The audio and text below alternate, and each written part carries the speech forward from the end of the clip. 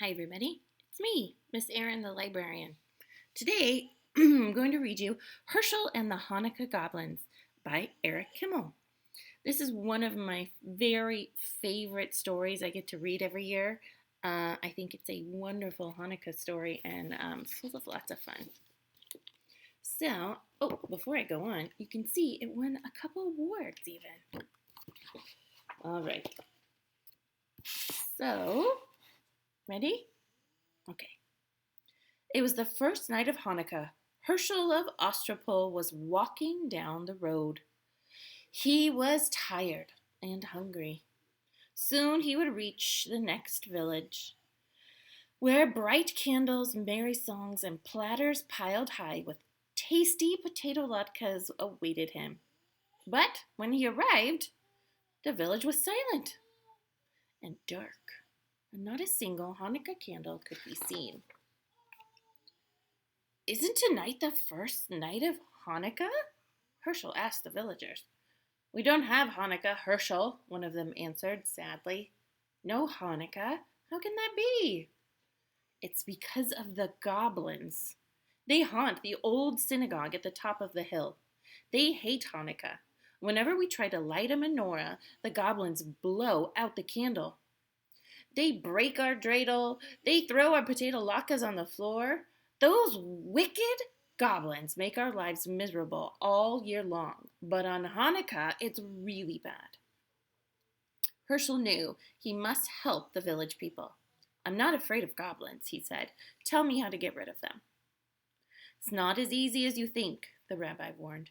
"You must spend 8 nights in the old synagogue. The Hanukkah candles must be lit each night. On the 8th night, the king of the goblins himself must light them. That is the only way to break their power." There they are talking. "I'm not afraid, Rabbi," Hershel said. "If I can't outwit a few goblins, then my name isn't Hershel of Ostropol." The villagers wished Hershel good luck. They had no potato latkes to give him, so they packed him several hard-boiled eggs for him to eat, along with a big jar of pickles. The rabbi gave Hershel a brass menorah, a package of candles, and a box of matches. Then the villagers said goodbye. Nobody expected to see Hershel again. It was long past sundown by the time Hershel climbed to the top of the hill where the old synagogue stood. The crumbling building was gloomy and dark, and rusty hinges squealed as Hershel opened the door. Hershel shuddered. Well, he could believe that goblins lived here. He put 2 candles in the menorah. There he is in the window. And set it in the windowsill. He struck a match and lit the shamus candle. He said the blessing and was about to light the other candle when he heard a voice. "Hey, what are you doing?" Hershel turned around. Here was a goblin no bigger than a horsefly, with a long pointy tail and 2 little bat's wings hovering in the air. "I'm lighting Hanukkah candles," Hershel said. "Tonight is the first night of Hanukkah." "Oh, no, it's not." There's that little goblin. "We don't allow Hanukkah around here." "Is that so?" said Hershel. "Who's going to stop me? A little pipsqueak like you?" "I may be little, but I'm strong," said the goblin. "Really? Can you crush rocks in your hand?" The goblin laughed. "Crush rocks? You're joking. Nobody's that strong." "I am. Watch." Hershel took a hard-boiled egg from his pocket and squeezed it until the yolk and the white ran through his fingers. "That's how hard I'm going to squeeze you if you try to stop me from lighting these candles." The little goblin's eyes opened wide, since in the dim light the egg looked exactly like a rock. The little goblin shook with fear. "You leave me alone," he squeaked.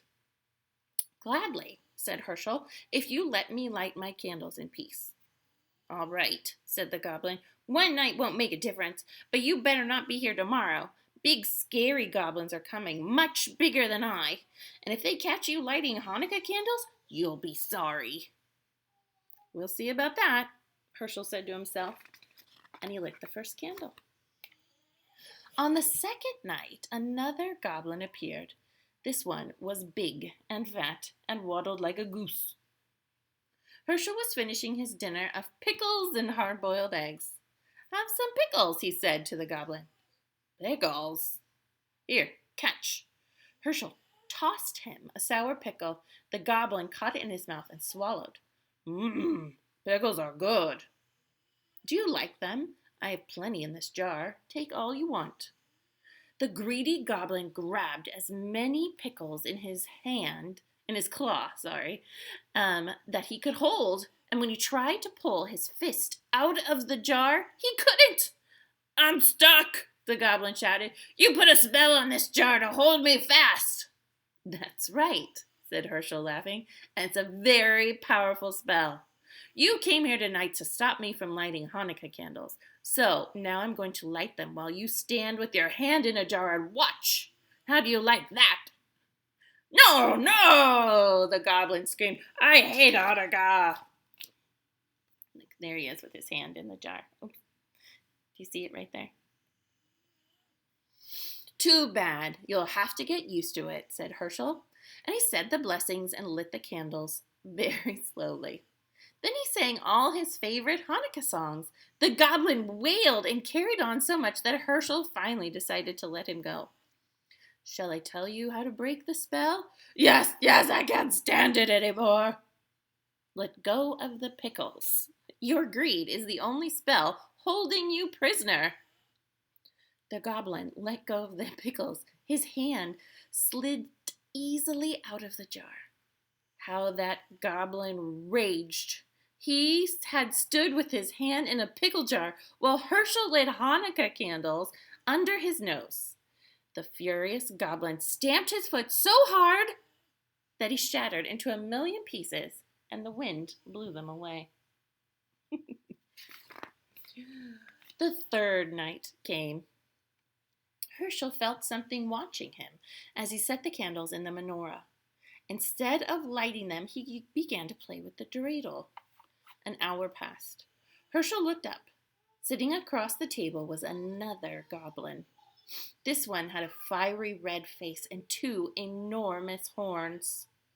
It's getting late, the goblin said. When are you going to light the candles? Later, there's still plenty of time. Herschel spun his dreidel, saying, This is more fun. What are you playing with? The goblin asked. It looks like a top. It's a dreidel. Don't you know about dreidels? No. Too bad. Dreidels are a lot of fun.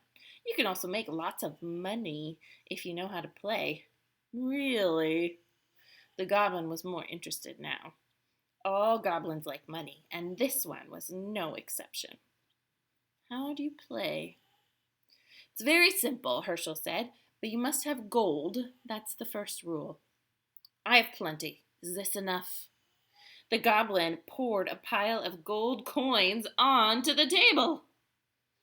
It's a lot of gold. That's fine, said Herschel, listening now.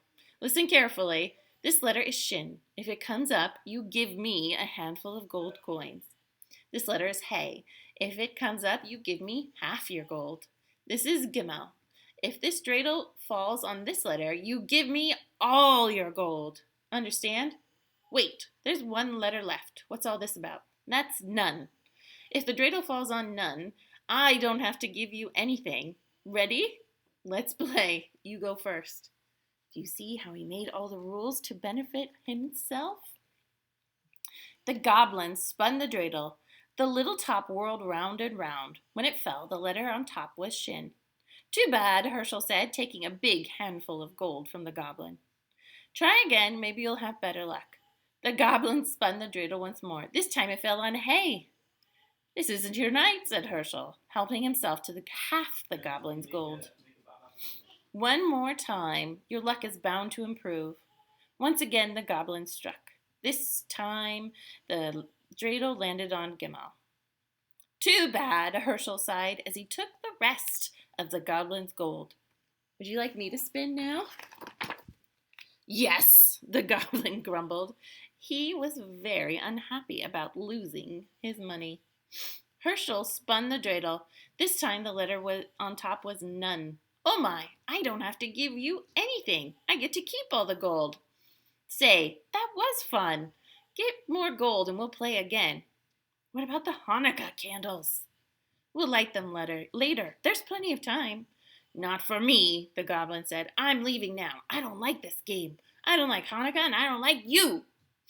Don't go, Hershel pleaded. I know lots of games. Stay a while. We'll have fun. Goodbye. The goblin spread his wings and swooped out the door and flew off into the night. Hershel lit the candles all by himself. On the following nights, other goblins came. One had 6 heads. One had 3 eyes. All were terrible and fierce. They growled and roared and changed themselves into horrible shapes. They tried to stop Hershel from lighting the Hanukkah candles, but Hershel fooled them all. Finally, the 7th night arrived. 8 tiny candles flickered on the windowsill. Hershel sat back to enjoy their light. Where were the goblins? Had they finally given up? Hershel felt very sleepy. His eyes closed. Suddenly, he sat up. He heard a horrible sound. A voice that sounded like the cracking of bones. Happy Hanukkah, Hershel of Ostropol. Who is it? Who's there? Don't you know who I am, Hershel? Weren't you expecting the king of the goblins? The voice rose to a hurricane roar. It ripped the shingles from the synagogue roof and shattered the windows. The Hanukkah candles reeled in the savage blast, but they did not go out. You're too early, Hershel shrieked. You're not supposed to be here until tomorrow. The great wind died down. Don't worry, Hershel. I am far away, but I have the power to see you and speak to you. Enjoy this Hanukkah evening, my friend. It will be your last. Tomorrow night I will come for you. You fooled my slaves, the other goblins. Let's see if you can fool me. Poor Hershel. What was he to do? The king of the goblins was on his way, and no power on earth could stop him. Unless Hershel had an idea. It was a big chance, but he had to take it. It was the only way to save himself and Hanukkah. It was the last night of Hanukkah. Hershel set the candles in the menorah, but instead of placing it on the windowsill, he put the menorah and the box of matches on a small table near the door. Then he sat down to wait. Night fell. It grew dark as pitch inside the gloomy old synagogue. Outside, the whole world lay cold and silent. Suddenly, a great gust ripped the synagogue doors from the hinges. The whole building shook. A fearsome voice spoke. Hershel of Ostropol! Did I hear something? It is I, the king of the goblins! Hershel laughed. Don't be silly. You're one of the boys from the village. You're just trying to scare me. I'm not a boy. I am the king of the goblins. I'll believe it when I see it. Show yourself to me. Behold, I stand before you. Do you believe me now? Pretty scary, right? Hershel tried not to look. Even in the darkness, he saw the outline of a monstrous shape filling the doorway, a figure too horrible to describe. He pretended not to care. It's too dark. I can't see anything. A candlestick and some matches are by the doorway. Why don't you light a few candles? Then I'll see what you really are. Indeed you shall, said the king of the goblins. A match flared. The shamus candle caught the flame. Hershel's blood turned to water as he saw an awful sight before him. But he did not lose courage. Master of the world, he silently prayed, thou who created the heavens and the earth and the spirits of the air, stand by me now. Then he addressed the goblin. It's still too dark. What are you afraid of? There are plenty of candles. Why not light them all? A hideous hand took the shamus candle. and lit the others one by one. Herschel felt himself growing faint, but he forced himself to look. His eyes grew wider and wider as each candle caught the flame. 6, 7, 8. The king of the goblins stood before him. Now, Herschel, do you know who I am? I know you're not Queen Esther. Very funny. Enjoy the joke. It will be your last. That's what you think, said Herschel. Begone, or I'll take a stick to you. How dare you speak to the king of the goblins that way?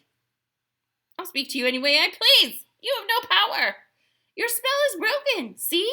The menorah is lit. You thought those were ordinary candles you were lighting. They weren't. They were Hanukkah candles, and you lit them all yourself. The king of the goblins roared with a fury. The earth trembled, and a mighty wind arose. It ripped off the synagogue roof and blew down the walls. It splintered the great timbers and scattered them like matchsticks. Around the menorah, the whirlwind howled, but the candles never flickered. They burned with a clear, steady flame. The king of the goblins had no power over them. The spirit of Hanukkah had triumphed. Can you see him there?